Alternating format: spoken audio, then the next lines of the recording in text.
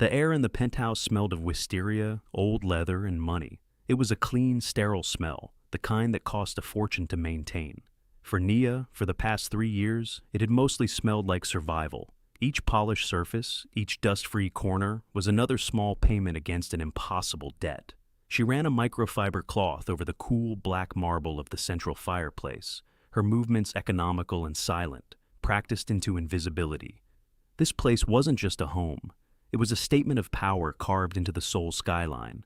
Floor-to-ceiling windows showcased a sprawling, glittering city that felt a universe away from the cramped hospital room where her mother fought a war in inches and whispers.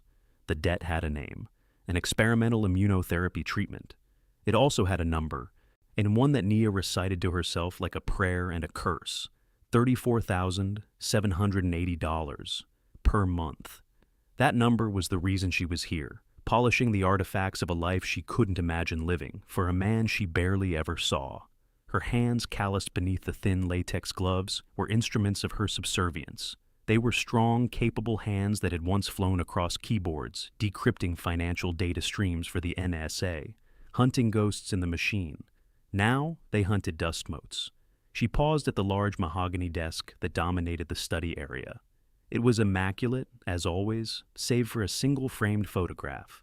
A younger version of her employer, Kang Dae-hyun, stood beside an older, sterner man whose eyes held the same cold weight. The retired chairman Kang, the founder of the empire. While Nia dusted the silver frame with practiced care, her reflection a fleeting dark smudge against the image of two Korean titans. It was a hint of a world she understood far better than anyone here suspected, a world of hierarchy, loyalty, and brutal consequence. She had been raised in the shadow of a man like that, just on a different continent, in a different uniform. The soft chime of the private elevator opening in the foyer was the only warning. Mr. Kim, the head of household, scurried into the room, his face slick with a familiar sheen of sweat. He was a man perpetually vibrating with anxiety, a human tuning fork for his employer's moods. "He is coming, and he is not alone," Mr. Kim hissed, his eyes darting around the room, checking her work with a frantic energy. "Chairman Park Min-joon is with him, a guest, very important, very difficult." He wrung his hands, the gesture of a man caught between two grinding stones. "Do not be seen, do not be heard, just finish and be gone." Nia gave a slight deferential bow of her head. "Yes, Mr. Kim." The words were smooth, practiced, a shield. Inside, a cold knot tightened in her stomach. Difficult guests were always the worst. They saw the staff not as people, but as extensions of the furniture, objects to be tested or used for sport. She gathered her cleaning supplies, intending to slip out through the service corridors as instructed, but the voices were already approaching, low and resonant.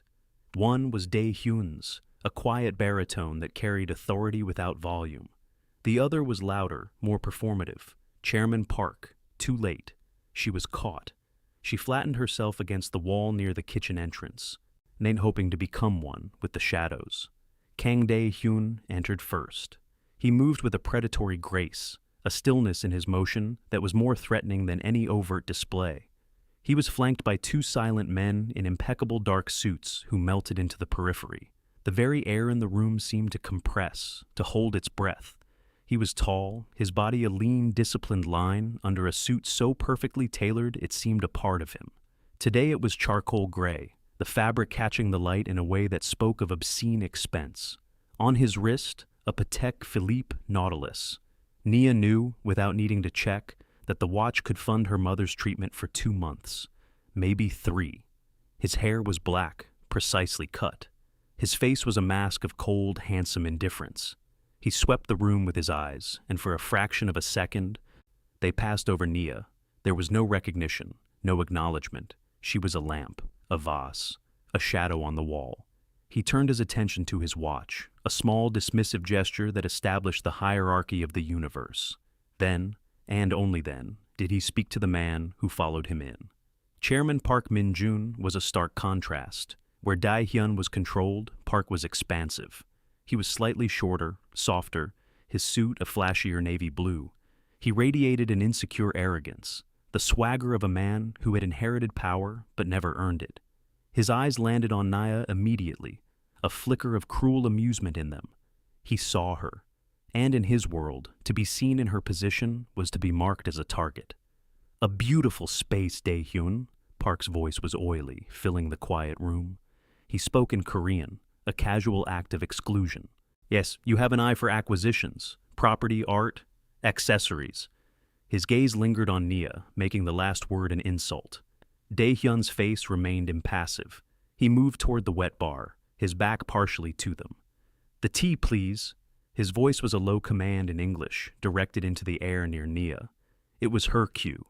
This was the part of the job she hated most, performing service in the middle of a power play. Every step, every gesture would be judged. She moved to the kitchen, her heart a cold, heavy stone in her chest. She prepared the dahong pao, a rare oolong that cost more per gram than gold. Her hands were steady as she arranged the delicate porcelain cups on a lacquer tray. This was a ritual, a test.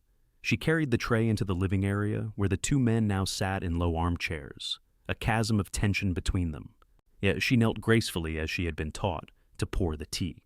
The silence was thick, broken only by the thin stream of amber liquid filling the first cup. She offered it to Dae-hyun. He took it without looking at her. She turned to serve Chairman Park. As she poured, he continued speaking to Dae-hyun in rapid colloquial Korean, his tone laced with dismissive contempt. "It's always a risk, isn't it? Letting these people into your home. You never know what they carry, what they might take. You have to watch them." He gestured vaguely toward Nia with his chin. "Especially this kind. They look at what you have, and they think they deserve it." Nia kept her eyes down, her expression a perfect neutral mask. Her mind was a fortress. The words were meant to provoke a reaction from Dae-hyun, to test his control by abusing his property. Or she was the property. The Korean words, sharp and ugly with racial slurs, slid off the surface of her composure. She had heard worse. She had survived worse. Her focus was on the porcelain cup, the rising steam, the steady beat of her own heart. $34,780. As she extended the cup toward him, Park's hand jerked as if by accident. The cup tilted. Scalding hot tea cascaded over the back of her hand, splashing onto the priceless cream-colored rug. Pain, white-hot and immediate, shot up her arm. A gasp was trapped in her throat, but she choked it down. No sound, no reaction. That was the rule. "Aigoo, clumsy girl," Park exclaimed, his voice dripping with false concern. He clicked his tongue. "Look at this mess. On a rug like this? Tsk, tisk." He looked at Dae-hyun, a smug challenge in his eyes. Your help seems inadequate." The room went dead silent. Dae-hyun hadn't moved. His eyes, cold as chips of obsidian, were fixed on Park.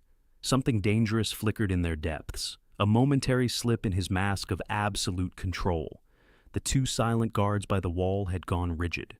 Mr. Kim, who had been hovering by the doorway, looked as if he might faint. Park ignored them all, his attention solely on Naya. He nudged the spilled tea on the rug with the toe of his expensive leather shoe. "Well, are you just going to kneel there?" he demanded in Korean, the politeness gone, replaced by a raw, snarling command. "Clean it up. Now." For 3 seconds, Nia did nothing. The world narrowed to the searing pain in her hand, the dark stain spreading on the light rug, and the smug face of the man who had done this for sport. To 3 seconds where she weighed a lifetime of training, of discipline, of biting back the fury against the raw, primal urge to rise. 3 seconds where she saw her mother's face, pale and tired, but smiling. Survival. 3 seconds where she made a deliberate choice. She lowered her head in a gesture of submission. With her uninjured hand, she reached for the linen napkin on the tray. Her burnt hand was already blistering, the skin an angry, screaming red. She ignored it. She placed the napkin on the stain and began to blot, her movements slow, deliberate. Each press of the cloth against the fibers of the rug was an act of supreme self-abnegation. The humiliation was a physical weight, pressing down on her spine. It was witnessed, it was absolute, and in the chilling stillness of the penthouse, it was recorded in the cold, the watchful eyes of Kang Dae-hyun. Later, the silence of the service corridor was a balm. The meeting had ended, the performative cruelty concluded. Chairman Park had departed, leaving a wake of smug satisfaction. Nia stood under the harsh fluorescent lights, pressing a bag of ice from the service kitchen dispenser to her throbbing hand. The skin was red and puffy, angry blisters already forming. It was a second-degree burn, she assessed with a detached professionalism she'd once applied to field injuries. It would need proper dressing, but first, the call. She pulled out her cheap burner phone, the one unconnected to her life in this penthouse, and dialed the hospital billing department. Her stomach was a cold, tight knot. The automated system was a labyrinth of cheerful, unhelpful prompts. Finally, a human voice, clipped and impatient. "It's billing. This is Sun-hee." Nia took a breath, switching her mind as she switched languages. "Yes, hello. I am calling about the account for Eleanor Williams. There seems to be a flag on the payment for this month's treatment." She kept her voice even, deferential. The mask of the servant was hard to take off. "Williams, Eleanor," the woman muttered, keys clicking. "Ah, yes, I see it. The insurance provider has denied the pre-authorization for the next cycle. The appeal was rejected this morning." The floor seemed to drop out from under Nia. "Rejected? On what grounds? It's the same treatment she's been receiving for 6 months. It says here, lack of demonstrated efficacy beyond standard protocols. They're cutting it off. The hospital cannot administer the next dose without payment in full up front." "Payment in full? Well, how much?" Nia whispered, the words catching in her throat. "For the next cycle, $41,200. The number was a physical blow, more than the entire month's salary she so carefully saved, more than she had. "There has to be a mistake. Can you check again? Is there another appeal process, a supervisor I can speak to?" Her voice was rising, a note of desperation creeping in. "Ma'am, there is nothing more I can do. The decision is from the insurer, not us. If you cannot provide the funds by Friday, her treatment slot will be given to another patient." The woman's tone was final, panic, cold and sharp, pierced through Nia's control. The carefully constructed walls of her composure began to crumble. "Please," she said, and the English word felt clumsy, inadequate. She switched to Korean without thinking. It deemed the language of her heart, of her desperation.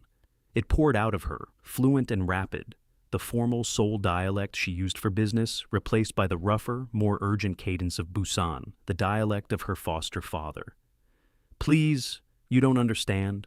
This isn't just a treatment slot. This is my mother's life. We can't just stop. There must be a way. A payment plan, a hardship application, anything. I can get the money, I just need more time. The system is broken. This is an execution by bureaucracy. You have to help me." Her words were a torrent of technical, legal, and medical jargon, a desperate, brilliant argument against a faceless system, delivered in the language of a Busan dock worker's son. She didn't hear the footsteps. She didn't sense the presence until the silence on the other end of the line was mirrored by a profound stillness behind her. Kang Dae-hyun stood less than 5 feet away. He wasn't leaning or observing. He was frozen. His body was rigid, his head tilted slightly. The mask of indifference was gone, replaced by an expression of absolute, arrested shock. His eyes, usually so cold and distant, were fixed on her, blazing with an intensity that stripped the air from her lungs. He had heard. Every word. Every perfect out-of-place syllable. Nia's blood ran cold. The phone slipped from her numb fingers, clattering to the linoleum floor. This was it. The end. She was a cleaner who had just revealed a skill so wildly incongruous with her station that it could only be interpreted as a deception, a threat. In his world, indeception was a death sentence. She braced for the inevitable, for the quiet, deadly command to his men, for dismissal, for worse. He didn't move for a long, terrifying moment. The silence stretched, thick and heavy. Then, he took one slow step forward. His voice, when he finally spoke, was deadly quiet. And it was in Korean, the same specific salt-of-the-earth Busan dialect she had just been using. "The language of my city," he said, not as a question, but as a statement of fact. "On the tongue of a ghost in my house. Who taught you? The test, the challenge, the demand." For a heartbeat, the old Nia, the invisible cleaner, wanted to stammer, to apologize, to shrink. But the confrontation, the sheer shock of being so thoroughly seen, burned away the last vestiges of her subservient shell. The humiliation from Park, the terror for her mother, the years of suppressed identity, it all coalesced into a single point of cold, hard clarity. She straightened her spine. It was a small movement, but it changed everything. Her shoulders, usually rounded in deference, squared. She lifted her chin and met his gaze directly, without fear, without apology. The mask of the servant fell away, revealing the woman beneath. An analyst, a strategist, a survivor. A man who believed debts should be paid in full, she answered, her Korean as crisp and sure as his. My foster father, Sergeant Choi Jin-ho, retired Republic of Korea Army, stationed at Fort Meade. He said if I was going to live in his house, I was going to speak his language, properly. A flicker of something, understanding, respect, passed through his eyes. He saw the name, the place, the context, and processed it in an instant. Fort Meade, NSA. A Korean-American foster father with military ties. The pieces of the puzzle that was Nia Williams began to snap into place, forming a picture he could never have imagined. He gave a sharp, almost imperceptible nod. My office, now. It was not a request. He turned and walked away, not waiting to see if she would follow. He knew she would. The game had just changed, and they both knew she was now a player. The office was the heart of the penthouse, a fortress of dark wood, leather, and smoked glass. Dae-hyun stood by the window, his back to her, looking out at the city lights. He had not spoken since they entered. The silence was a strategic tool, meant to unnerve, to force a mistake. Nia stood perfectly still in the center of the room, her burnt hand a dull throb at her side. And she would not be unnerved. She had been in rooms like this before, with men far more volatile than him. Finally, he turned. Chairman Park, he began, his voice flat. He is a problem. He seeks to force a merger, to dilute my family's control over our operations. He uses foolish, dishonorable tactics because he is a foolish, dishonorable man. He paused, his eyes locking onto hers. He humiliated you today to humiliate me. He believes you are nothing, a tool. He is wrong. Nia said nothing. It was not a compliment. It was a statement of fact. The way you spoke on the phone, he continued, his gaze unwavering. That was not just fluency. It was argument. It was strategy.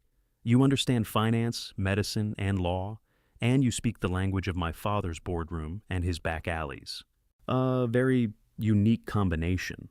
I am observant, Nia stated simply. You are a ghost, he corrected, a hint of grudging admiration in his tone. 3 years you have been in this house. My head of security has a file on you. Nia Williams, orphaned, some college, a clean record, no family, save for a mother with expensive medical needs. He knew, of course he knew. The file is a lie, a cover. You are much more than a cleaner. This was the moment of truth. She could retreat into the lie, feign ignorance, or she could lay her cards on the table. Her mother's face flashed in her mind, the hospital's deadline, Friday. There was no choice. Your security is good, Nia said, her voice steady. But they look for criminals. I was on the other side. Financial Crimes Division, National Security Agency.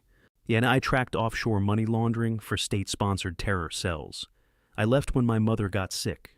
The work was incompatible with her care. He absorbed this, his expression unreadable. He walked to his desk and tapped a few keys on his keyboard. A holographic display shimmered to life in the air above the desk, showing a complex web of corporate entities and financial flows. At the center was Park Min-jun's company. Park is laundering money, Dae-hyun stated. We know this, but his methods are sophisticated. He uses shell corporations, cryptocurrency tumblers, and inflated art sales. My people can see the smoke, but they cannot find the fire. We need proof, irrefutable proof that will not just discredit him, but utterly destroy him, socially, financially, and within our world. I want him erased. He looked at her, it's the offer hanging unspoken in the air. You want me to find the fire, Nia said. I want you to burn his empire to the ground, Dae-hyun clarified, his voice dropping to a cold, deadly whisper. And in return, he gestured to the screen, where a new window had opened, a hospital payment portal. Your mother's medical bills, all of them, paid in full for as long as it takes, a private suite, the best specialists, whatever she needs. She will not have to worry about a denied claim or a missed payment ever again. The offer was a lifeline, a miracle, everything she had prayed for. The relief was so overwhelming it almost brought her to her knees. But she held herself rigid. She remembered Sergeant Choi's words. Never take the first offer. It's an insult. It means they think you're a fool. I have conditions, she said. Eat the words tasting of a power she hadn't wielded in years.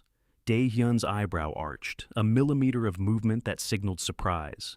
I will require a dedicated air-gapped terminal connected to your entire network's raw data feeds. No summaries, no filtered reports. Everything. I need access to your human intelligence assets for verification and surveillance, and I will need a security detail for my mother, effective immediately, not your standard guards, your best, the ones you'd use to protect your own father. She took a breath, holding his gaze. And one more thing. I am not your analyst. I am not your asset. I am the lead on this operation. My findings are my own, and the strategy for Park's destruction will be mine to design. You provide the resources. I provide the result. She let the silence hang for a beat. I am a partner. It's Mr. Kang, or I am your cleaner. You choose. For a long moment, he just stared at her. The ghost in his house was making demands, dictating terms. He could have her removed, silenced, erased. But he saw the steel in her eyes, the unshakable confidence of someone who knew exactly what she was worth. He saw a weapon, sharper and more precise than any he possessed. A slow, cold smile touched his lips. It did not reach his eyes. Welcome to the team, partner. The penthouse transformed. By morning, a corner of the vast library had been converted into her command center. A sleek black terminal sat on a new desk, its multiple screens dark and waiting. Two of Dae-hyun's most trusted men, the silent, imposing figures of Mr. Choi and Mr. Han, were now stationed permanently outside her mother's new private suite at the hospital. Dae-hyun was a man of his word. Nia sat before the terminal, the cleaner's uniform replaced by simple, functional black trousers and a silk blouse. For the first time in 3 years, she felt like herself. She flexed her fingers, the burn on her left hand now properly dressed and bandaged, a dull reminder of the catalyst. With a few keystrokes, she was in. Dae-hyun's network was a dragon's hoard of information. She bypassed the polished front-end interfaces his analysts used, diving directly into the raw data streams. It was a chaotic ocean of numbers, transactions, and encrypted communications. To anyone else, it would be meaningless noise. To Nia, it was music. She started with Park Min-joon. His legitimate businesses were a transparent facade for his real enterprise. Dae-hyun was right. The man was laundering money. But he was also doing something far worse. Nia began to see a pattern, a dark thread woven through shell corporations registered in the Cayman Islands and shipping manifests from the port of Incheon. The numbers didn't add up. The declared cargo weights were consistently lower than the industry standard for the listed goods. The discrepancies were small, easy to miss unless you knew exactly what to look for, unless you had spent years hunting men who hid their crimes and rounding errors. The money wasn't just being cleaned, it was payment for something not listed on any manifest. She cross-referenced the container numbers with human intelligence reports from Dae-hyun's network, whispers of disappearances. Young women from struggling families in Southeast Asia promised jobs in Korea. They arrived, and they vanished. On human trafficking, Park wasn't just a financial criminal. He was a predator of the highest order. The discovery settled like ice in her stomach. This was no longer about corporate espionage or gangland politics. This was about saving lives. She worked for 3 days straight, fueled by black coffee and a cold, rising fury. She slept in 4-hour shifts on a couch in the library, her mind never truly shutting down. Dae-hyun would appear periodically, a silent shadow. He would watch her for a few minutes, his face unreadable, then place a tray with food or fresh coffee beside her and disappear without a word. It was his version of support, practical, unspoken. On the 4th day, she knew she needed to get out of the penthouse. The digital trail was strong, but she needed physical confirmation. One of the shell corporations, all Golden Phoenix Logistics, had a small, nondescript office near the Incheon port. It was the linchpin, the point where the digital and physical worlds met. "I need to go to Incheon," she told Dae-hyun, pointing to a location on one of the screens. "The main server for this front company is there. I need to access it directly. A remote hack is too risky. They'll wipe it the moment they detect an intrusion." "My men will retrieve it," he said immediately. "No," Naya countered, her tone firm. "They'll be looking for men in black suits. They won't be looking for a janitorial contractor checking the fire safety systems." She had already worked out the cover. "I go in alone, I know what to look for. Your men can provide perimeter support and extraction, but I'm the one who goes inside." He was about to object. The instinct to protect, meant to control, was written on his face. This was her first test of their new dynamic. She held his gaze, unblinking. "You wanted a partner, Mr. Kang. Partners trust each other's expertise. This is mine." He stared at her for a long moment, a silent battle of wills playing out between them. Finally, he gave a single, sharp nod. "You have 1 hour inside, then my men are coming in, whether you are out or not." The Golden Phoenix logistics office was as drab as she'd expected. She moved through the halls in the borrowed blue jumpsuit of a maintenance worker, a toolbox in hand. Her heart hammered against her ribs, a steady rhythm of controlled adrenaline. This was a solo operation, the kind she hadn't run in years. The feeling was terrifying and exhilarating. She found the server room, a simple keycard lock on the door. Oh, but her toolbox contained more than wrenches. A small, high-frequency RFID cloner copied the card of an employee on a smoke break. A click, and she was in. The server was an off-the-shelf model, but the encryption would be custom. She didn't have time to break it. She needed to copy the entire drive. She attached a small, powerful device to the main data port. The data transfer began, the progress bar on the device's tiny screen crawling with agonizing slowness. Minutes stretched. Every footstep in the hall outside was a potential threat. Finally, the light on her device blinked green. Full data clone.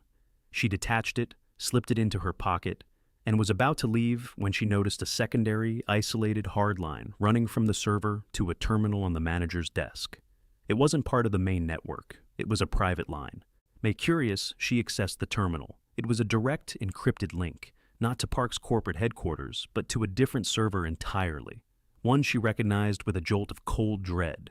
It belonged to the Sun Yeon Triad. Park wasn't just laundering money for himself. He was cleaning it for the triads and the shipping containers. He was using their routes to move his human cargo. He was playing two of Asia's most dangerous criminal organizations against each other, skimming from both. The sheer suicidal arrogance of it was breathtaking. Suddenly, a new message flashed on the screen. It was from Park. "Asset compromised. Mother at St. Mary's. Room 412. Handle it. No traces." Time stopped. The words blurred. Room 412. Her mother's room. Panic, blinding and absolute, seized her. She bolted from the office, as shoving past a startled employee, and sprinted for the exit. Her phone was already in her hand, dialing Dae-hyun's secure number. "He knows," she gasped, her voice ragged as she ran. "He's going after my mother. Now. My men are there." Dae-hyun's voice was ice cold, but with an undercurrent of something else. Reassurance. "They were in place an hour ago. 2 men posing as hospital orderlies were just intercepted trying to enter her room. They are being dealt with." The relief was so sudden, so total, that Nia's legs almost gave out. She stumbled to a halt in an alleyway, leaning against the cold brick, gasping for air. He had anticipated it. He had protected her. "The threat is contained," he continued, his voice softening almost imperceptibly. "But the war has begun. Come back to the penthouse. We plan the end." That night, the atmosphere in the penthouse was thick with the promise of violence. Nia laid out her findings on the holographic display. The trafficking, the money laundering, the dangerous double cross with the triads. "Park is a rabid dog," Dae-hyun said, his eyes fixed on the damning evidence. "He has broken every code. He targeted your mother. That is a line you do not cross." His plan was simple, brutal. "We have enough here. We leak the trafficking information to my contacts at the National Police Agency. They will raid his businesses, arrest his men. We use the financial data to seize his assets. He will be ruined. Nia listened, her expression grim. When he finished, she shook her head. No. The word hung in the air, a direct challenge to his authority. The two guards in the room, Choi and Han, tensed. Dae-hyun simply looked at her, waiting. A police raid is too clean, she explained, her voice gaining strength. Park has connections. He'll get a tip-off. He'll sacrifice a few low-level employees, destroy the key evidence. He'll claim he was a victim of rogue elements in his company. With his lawyers, he'll be out on bail in a week and back in business under a new name in 6 months. It's not enough to ruin him. He has to be unmade. What do you propose? Dae-hyun asked, his curiosity overriding his authority. This was her plan, her strategy, her revenge. You don't expose him to the law, she said, her eyes glittering with a cold, hard light. You expose him to his partners, the triads. You said he is foolish and dishonorable. His greatest weakness is his ego. He is hosting the Blue Dragon Charity Gala in 2 days. It's his attempt to buy legitimacy, or to rub shoulders with the city's elite. The guest list is public. The head of the Sun Yi-on triad in Seoul, Dragonhead Way, will be there. She pointed to the screen. Park has been using falsified shipping assets to secure his loans from the triads. He's essentially gotten millions in operating capital from them based on lies. We don't give this information to the police. We give it directly to Dragonhead Way, in the middle of the gala, publicly. Dae-hyun was silent for a long moment, processing the audacity of her plan. It was incredibly risky. It could easily spiral into an open street war, but it was also brilliant. It wasn't just about destroying Park. It was about turning his own allies against him, using the rules of their world to execute him. You don't just cut the head off this snake, Nia said, her voice dropping to a whisper, echoing her earlier thoughts. You make the snake eat itself. Before Dae-hyun could respond, an alarm blared through the penthouse, a piercing, urgent shriek, a proximity alert from the outer perimeter. Ambush! Mr. Choi barked, drawing his weapon. They're on the service elevator. Park was making his move, not against the hospital, but against the head, against them.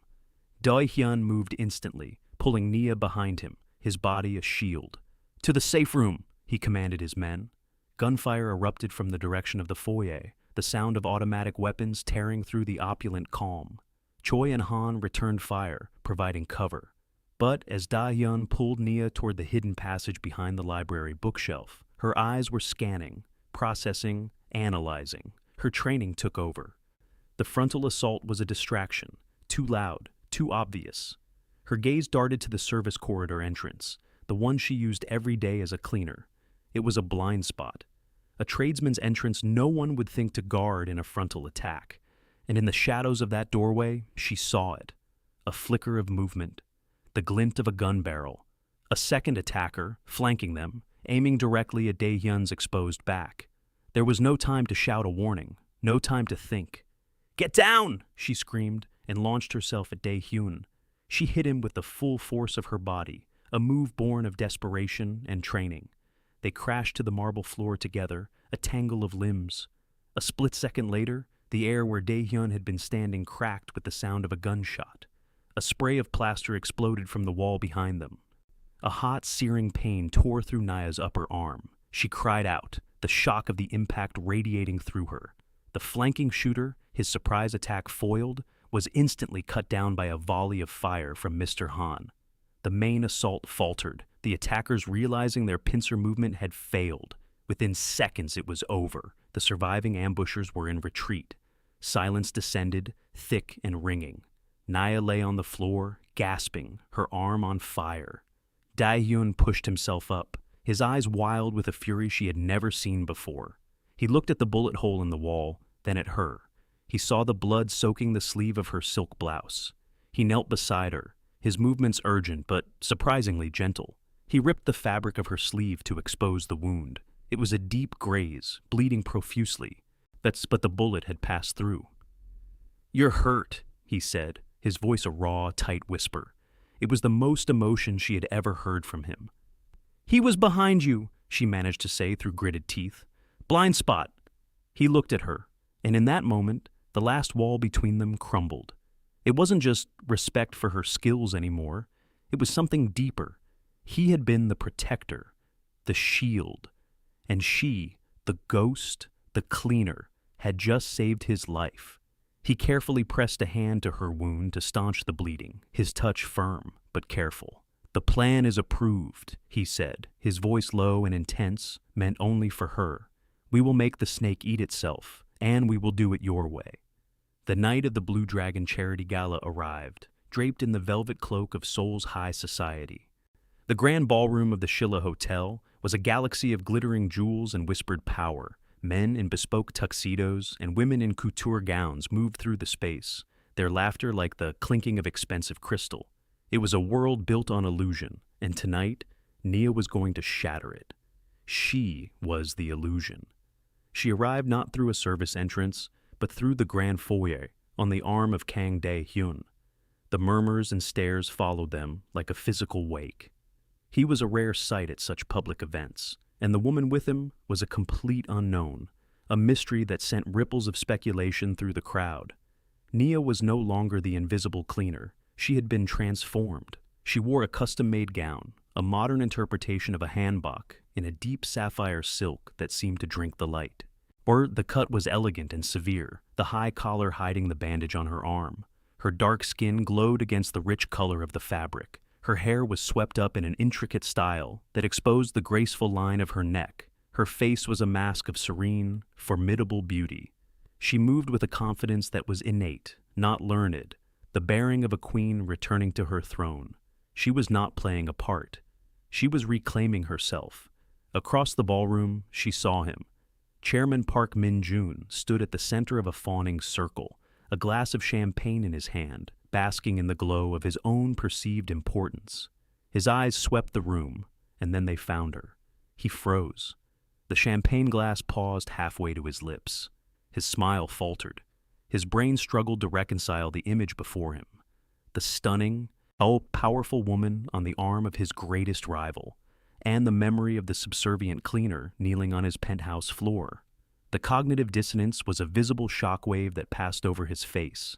He saw her, and for the first time, he was afraid. She met his gaze across the room and gave him a slow, deliberate smile. It was a promise. The auction was the centerpiece of the evening, a performative display of philanthropy. Park himself took the stage to present the final item, a supposedly priceless Goryeo-era Celadon vase. As the auctioneer began the bidding, Nia discreetly touched the side of the small diamond earring she wore. It was not jewelry. It was a transmitter. "Now," she whispered, the word inaudible to anyone but the device. In the penthouse, one of Daehyun's cyber experts hit a single key.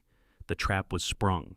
And in the ballroom, Dragonhead Wei, the imperious leader of the Sun Yeon Triad, sat at a VIP table, observing the proceedings with an air of bored detachment.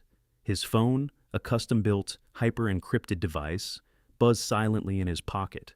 A single file had just bypassed his formidable security, delivered through a backdoor protocol Nia had discovered in his system's architecture.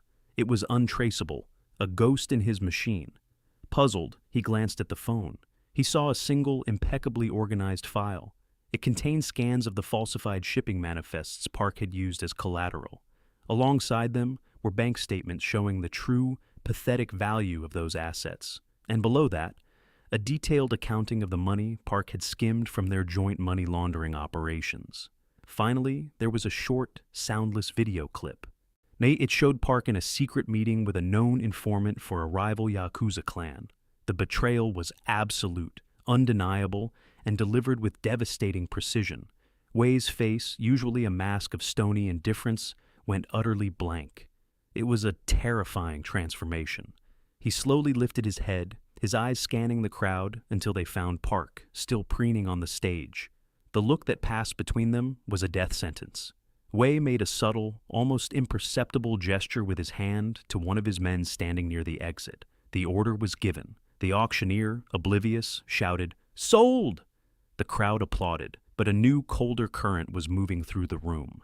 Wei and his entourage rose as one and began moving toward the exits, their movements calm, deliberate, and full of lethal purpose. People began to sense the shift, the sudden drop in temperature. The festive atmosphere curdled into one of confusion and fear. In the ensuing chaos, Nia moved. She intercepted Park as he stepped down from the stage, his face flushed with triumph. When he saw her blocking his path, his expression soured. "You!" he spat, his eyes flicking nervously toward the departing triad members. "What is this? What have you done?" "Me?" Nia's voice was calm, as cool and smooth as the silk of her gown. "I'm just the help, remember?" He stared at her, the pieces finally clicking into place in his slow, arrogant mind. The cleaner, the Korean on the phone, the woman with Dae-hyun, it was all her. You work for him." "No," she corrected softly. "He works with me."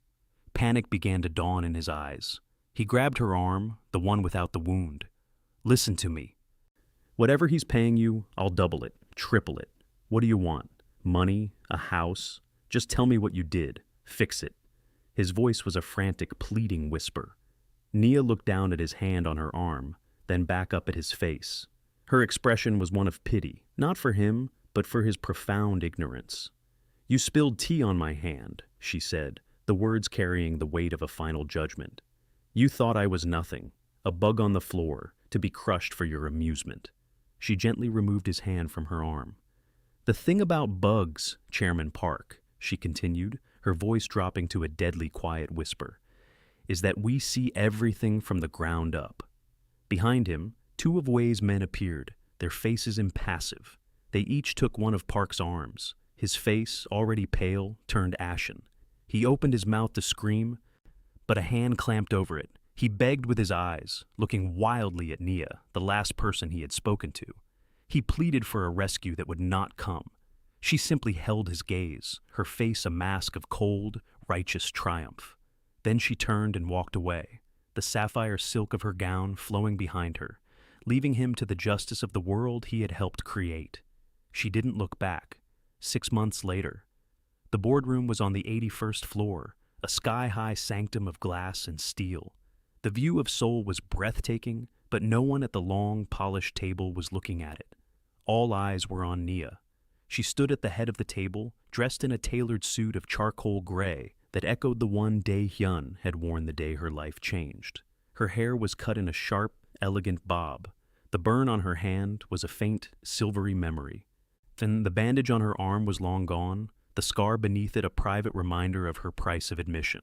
On the holographic display before her, charts and projections shifted at her command. She was presenting a strategy for diversifying the Kang Consortium's legitimate holdings, moving into renewable energy and biotech. Her analysis was brilliant, her strategy aggressive but sound. She spoke with the quiet, unshakable authority of someone who had earned her place. At the far end of the table sat the old Chairman Kang, the patriarch from the photograph, his stern face impassive as he listened. Dae-hyun stood near the window, slightly behind Nia, a silent, watchful presence. He was not her keeper or her boss. He was her ally, her second. He observed the board members, his gaze a silent warning to anyone who might question her authority. And she was the architect of their future, and he was its guarantor. When she finished, a silence fell over the room. The old chairman stared at her for a long moment, his ancient eyes sharp and discerning. He had seen charlatans and geniuses, warriors and fools. He saw Nia, and he recognized a leader. He gave a single, slow nod. "Proceed," he said. The two words were an abdication and a coronation all at once. Later that day, Nia sat in a sun-drenched room filled with the scent of fresh flowers. Her mother, Eleanor, her face fuller, her eyes bright with life, laughed as she recounted a story about one of the nurses. She was in remission. The cancer that had been a death sentence was now a manageable chronic condition. The fear that had been Nia's constant companion for years was gone, replaced by a quiet, profound peace. They drank jasmine tea from delicate porcelain cups, and for the first time in a decade, Nia felt truly, completely at home in her own skin. That evening, she stood on the balcony of the penthouse, her penthouse. The city sprawled below, a river of light and possibility. It was her city now, not just a place of survival, but a place of dominion. She heard the soft slide of the glass door and knew it was him. Dae-hyun came to stand beside her, his presence a familiar comfort. He didn't speak. He never did, when words weren't necessary. He simply handed her a steaming cup. It was Da Hong Pao tea, the same rare, expensive blend Park had spilled on her. She took the cup, her fingers brushing his. A jolt, small but electric, passed between them. It was the only touch they ever shared. He held his own cup, and they stood together in a shared, companionable silence, watching the lights of Seoul. The mutual recognition was the only declaration they would ever need. Her belonging was not a gift. It was a victory. She had been invisible. She had been targeted. She had endured, decided, revealed, and acted. She had triumphed. She was home. What would you have done?